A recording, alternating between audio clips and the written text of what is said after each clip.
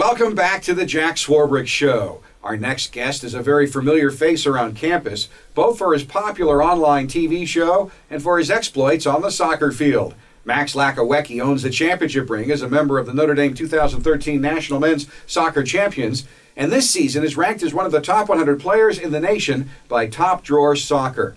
He earned his undergraduate degree from Notre Dame in May with a double major in business and film, television, and theater.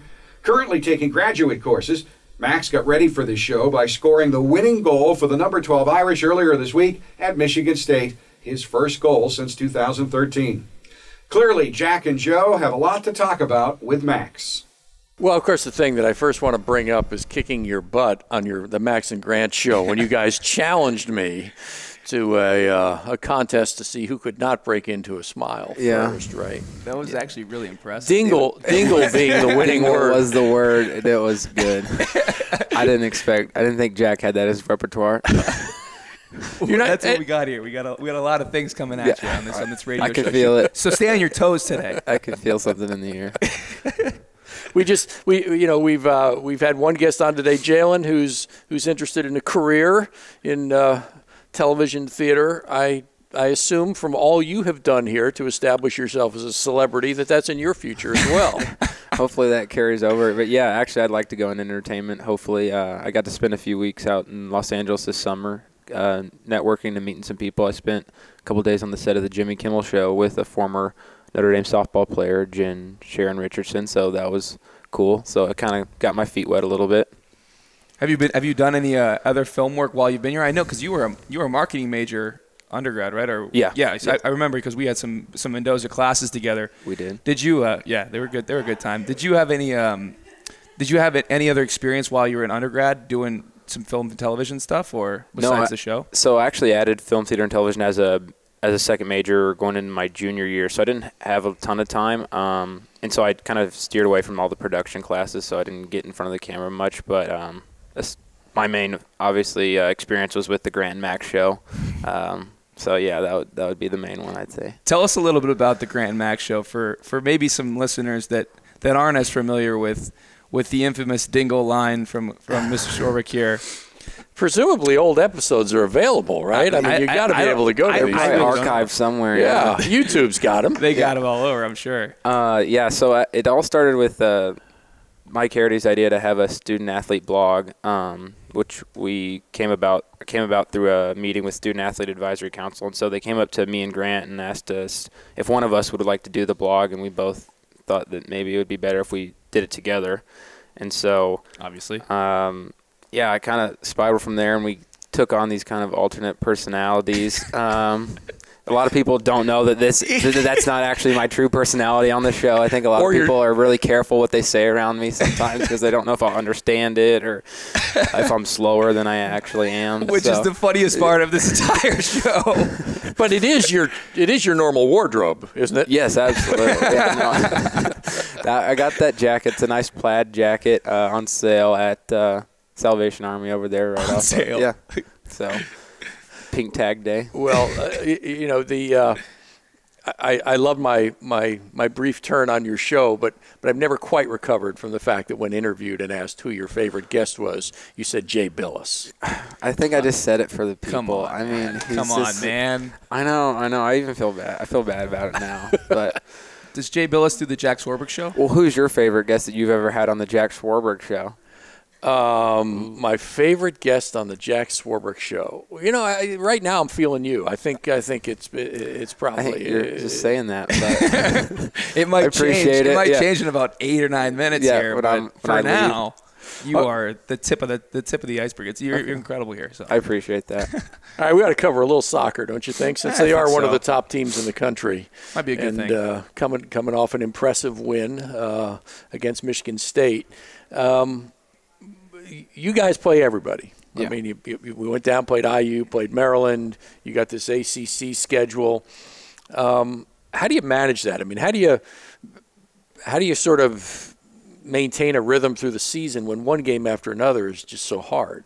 I think in some ways, like you said, it is difficult, but I think it makes it easy in that you can't take any breaks at all. I think we probably have the toughest schedule in the country, so whether it's a top team in the Big Ten or, like you said, anybody in the ACC, got to show up each week with the same mindset that, everybody's looking to take Notre Dame down. And so I think that's the focus that we try to keep in that mindset.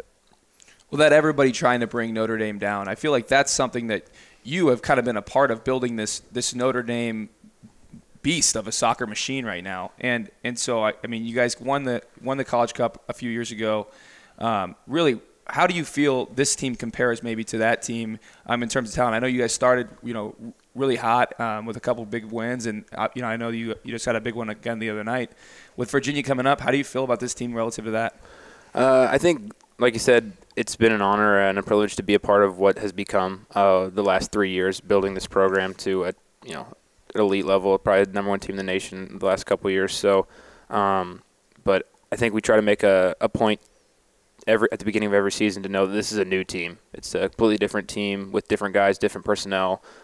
We try to keep some of the same characteristics, which is hard work, all those kind of things. But this is a different team. We've got a great mix of young and older guys on the team this year. I think 3 or 4 of the top of our offensive guys are all underclassmen, and so that is, bodes well for the future. But I think a lot of the guys in the back line are very experienced, even though some of them are just playing for the first time this year. They've been waiting and kind of groomed in the back line. So we've got a good mix of older and younger guys, like I said, and I feel confident going into any game that we play, especially Virginia on Friday. We had Coach Clark on last week, and since you asked, he may be my favorite guest. He's so entertaining. But he was saying this was the fittest team he's ever had. Culturally, that only happens because there's a team culture that says we are going to be this fit. Yes. Where does that come from? How'd you guys develop that? So I have to give all the credit to our strength and conditioning coach, Matt Halley, who came over here from Australia, I believe, the spring of my freshman year, and completely changed the culture around our fitness program and the way we do things. And he's kind of got it down to a science, really, and what we can do and what our bodies are tailored to do. I think soccer is different than a lot of other sports, and whether it's fitness or strength and stuff like that. And so he's got us doing a lot of the right things, and he works with us every day in the summer. We're up at 6 a.m. doing our runs in the morning before kids are taking summer school classes, and it's a true testament to the work that he's put in. And I think it's a confidence booster for us going into each game, knowing that we are the fittest team in the country. So there's no reason that a team should outwork us. It's all mental at that point. We use a lot of GPS technology, especially you guys have been early adapters of it. What's a typical match like for you? How far are you running?